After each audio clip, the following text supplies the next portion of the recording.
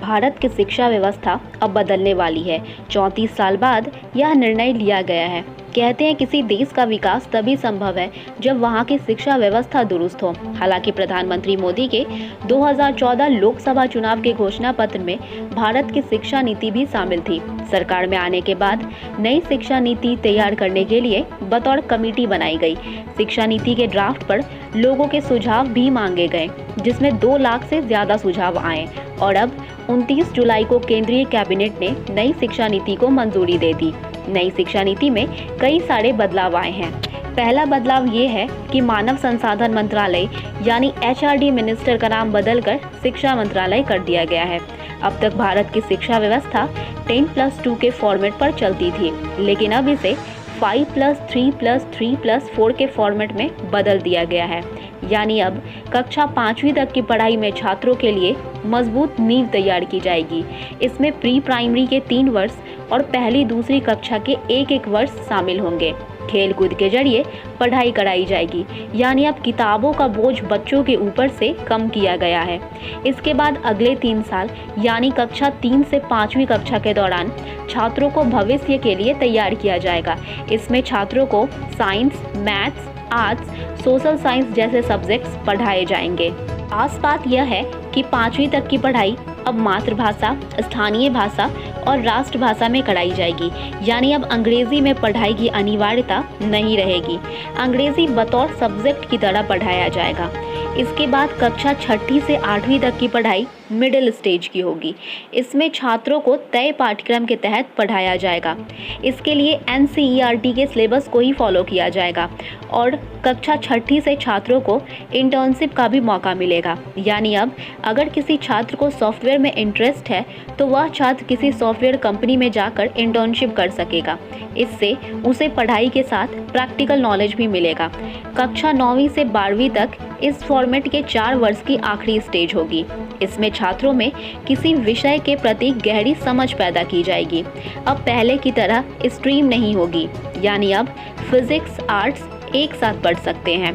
पहले की शिक्षा व्यवस्था में आर्ट्स वाले बच्चों को साइंस पढ़ने की अनुमति नहीं होती थी और जो बच्चे कॉमर्स लेते थे उन्हें आर्ट्स पढ़ने की अनुमति नहीं होती थी। लेकिन अब ऐसा नहीं होगा। एग्जामिनेशन भी सेमेस्टर में होगी, यानी 1 साल में 2 सेमेस्टर होगी और साल की आखिरी में दोनों सेमेस्टर के मार्क्स को ऐड करके फाइनल मार्क्स दिया जाएगा। यानी अब छात्रों को साल भर पढ़ने की ज़रूरत होगी। बोर्ड की परीक्षा को भी अब आसान कर दिया गया है। अब छात्र हिंदी या अंग्रेजी किसी एक भाषा में परीक्षा दे सकेंगे। छात्रों की रिपोर्ट कार्ड भी अब पहले की तरह नहीं होगी। फाइनल मार्क्स देते समय उस छात्र के व्यवहार, एक्स्ट्रा करिकुलर एक्टिविटीज़, इन सभी चीज़ों पर ध्यान दिया जाएगा। साथ ही अब छात्र खुद को भी अंक देंगे, यानी अब रिपोर्ट कार्ड में एक ऐसा कॉलम भी होगा जिसमें छात्र खुद का मूल्यांकन स्वयं करेंगे और एक कॉलम ऐसा भी बनेगा जिसमें छात्र के साथ पढ़ रहे सहपाठी उसका मूल्यांकन करेंगे। यह एक विशेष तरह का कॉलम है जो रिपोर्ट कार्ड में ऐड किया जाएगा। अब बात कॉलेज के छात्रों की। अब कॉलेज में एडमिशन के लिए छात्र कॉमन एप्टीट्यूड टेस्ट दे पाएंगे, यानी अब अगर 12वीं बोर्ड में आपके अच्छे मार्क्स नहीं आए हैं और आप कट ऑफ में शामिल नहीं हो सके तो अब कॉमन एप्टीट्यूड टेस्ट के जरिए एडमिशन की सुविधा दी जाएगी।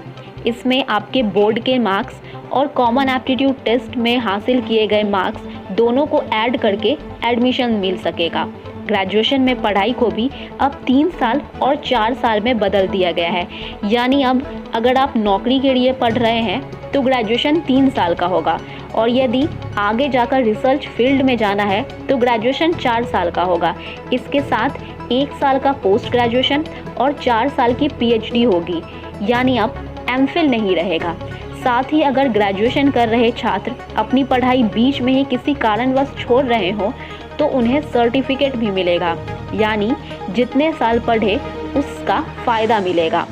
अगर ग्रेजुएशन 1 साल किया होगा तो उस कोर्स को करने का सर्टिफिकेट मिलेगा। अगर ग्रेजुएशन 2 साल का होगा तो सर्टिफिकेट डिप्लोमा कोर्स का मिलेगा और यदि ग्रेजुएशन कंप्लीट 3 साल किया गया तो बैचलर्स डिग्री दिया जाएगा। इससे एक यह भी लाभ होगा कि यदि छात्र कहीं और एडमिशन लेना चाहे तो उसका साल खराब नहीं होगा। इसे सरकार की पॉलिसी में क्रेडिट ट्रांसफ़र कहा गया है, यानी जितने साल पढ़े उसका क्रेडिट मिलेगा। साथ ही कॉलेज के छात्र को भी स्कूल की तरह अलग अलग सब्जेक्ट पढ़ाई करने का मौका मिलेगा। इस व्यवस्था को मल्टी एग्जिस्ट और मल्टी एंट्री कहा गया है, यानी अगर आप फिजिक्स या केमिस्ट्री में ग्रेजुएशन कर रहे हैं और आपका इंटरेस्ट म्यूज़िक में है तो अब आप उसकी भी पढ़ाई कर पाएंगे। यह एक बहुत बड़ा बदलाव है। अब आप अपनी मर्जी के बहुत सारे कोर्सेज कर सकते हैं। अब शिक्षा का भी एक रेगुलेटर बनाया जाएगा। शिक्षा मानक भी एक समान होगा, यानी अब सेंट्रल यूनिवर्सिटी हो या स्टेट यूनिवर्सिटी, सबका स्टैंडर्ड एक जैसा होगा। यानी अब ऐसा भी नहीं होगा कि डीयू में अलग पढ़ाई होगी और बिहार के किसी यूनिवर्सिटी में अलग। ये भी नहीं होगा कि कोई कॉलेज मनचाही फ़ी वसूल करे। इसके लिए फ़ी कैप तैयार की जाएगी। सरकार ने शिक्षा पर खर्च बढ़ाने का भी ऐलान किया है। अब जीडीपी का 6% शिक्षा पर खर्च होगा। अभी केवल इस ड्राफ्ट को मंजूरी मिली है। अभी इसे कई इम्तिहानों से गुजरना होगा। हालांकि नई शिक्षा नीति को लेकर कई आलोचनाएं भी होने लगी है। देखना यह है कि जो बातें कागज़ कलम पर इतनी अच्छी लग रही है वह अपने अंजाम तक पहुंच पाए। हम तो बस उम्मीद ही कर सकते हैं।